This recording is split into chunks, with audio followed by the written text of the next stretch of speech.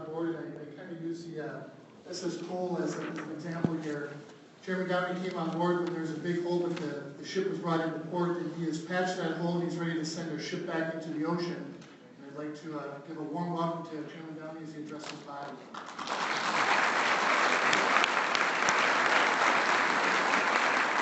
Thanks and good morning, everybody. Great day to be down here in the 1st Congressional District. And honestly, my single message to you this morning is just a hearty and heartfelt thank you for all that you do. Just heard the roll call of your legislators up in St. Paul. What a fantastic job that they do. I've had a chance to be out among the local districts and senior county organizations and chairs in action. Just a fantastic group down here. And I especially want to recognize Carol, and I don't see Jen here, who represents you folks up on the State Executive Committee.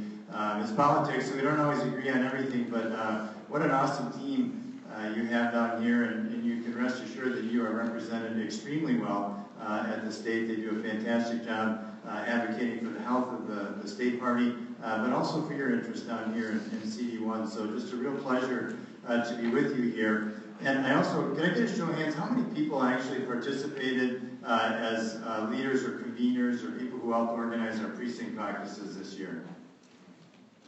So thank you, thank you, thank you.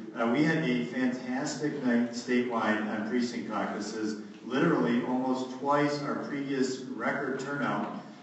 People around the state, Republicans, energized to the extreme around, I think, a bunch of things, but notably the fact that we are really, really ready to be done with Barack Obama and Hillary Clinton in Washington, D.C. The candidate campaigns, yeah, absolutely.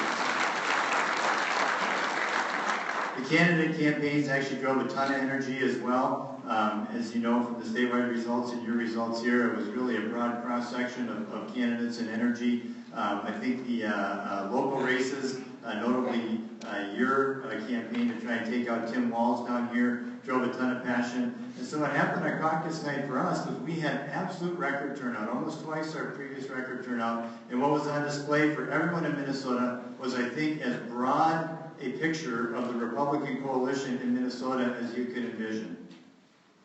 Really powerful statement to the state. You guys executed and did a fantastic job. And I know that very positive picture that we presented statewide came a little bit with a pound of flesh out of you folks who are running precinct caucuses because the turnout was so huge. But we executed really, really well as a party, and I thank you from the bottom of my heart. And maybe more importantly, the Democrats kind of turned out. They had not record turnout, but pretty good turnout. And what did they do? Voted 62% for an avowed socialist. People, that's the contrast we have going into November, right? The broadest picture of a record turning out Republican coalition versus a bunch of socialists. I'm telling you, we can run on that. And our guys are fighting the fight down in St. Paul for you. They had a great week last week, shutting down this monstrous $1.8 billion bonding bill and kind of cementing our negotiating leverage. So thank you to the Senate for that. Great job. We're in a good position, I think, to display what Republicans really stand for down in St. Paul. So thank you to everybody here for all of that. And I have one request of all of you in this room, is that as we embark on this campaign for the presidency, which arguably is as important a one as we have ever had, I want everybody in this room to stay focused on what we can actually control for the next few months. And that's our local races. That's your race against Tim Walz. That's your race for these open House and Senate seats. That's your race to protect your vulnerable incumbents. If we spend the next 3 to 4 months distracted by the bright, shiny object, and we don't stick to our business here and support our local candidates, we will have wasted months-long opportunity to get ready to control what we can control.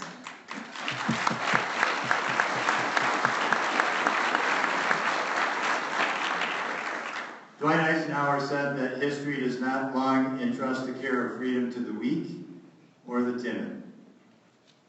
I happened to have a chance to see the two guys who wrote the 13 Hours book and filmed that film. Most people are familiar with it. Well, I tell you what, I hadn't seen the film and I hadn't read the book.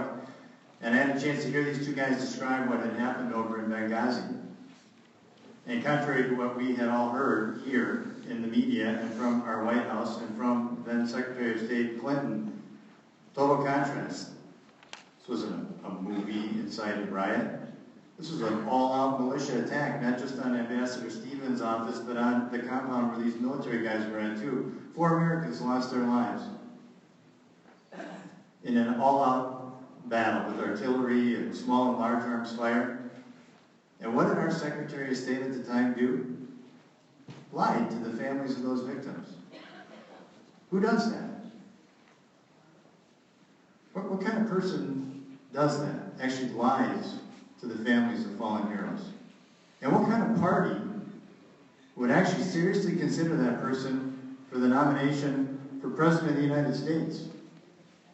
That's the battle we're in, people, but our opportunity to fight for freedom, our opportunity to be strong and bold is right here on the ground in CD1. So we will do absolutely everything we can as a state party. I'm asking you guys to do everything you can as activists here in the field to support your candidates. We need to win right here in your backyard. CD1 is going to be the bullseye for a lot of what goes on in the House and Senate races.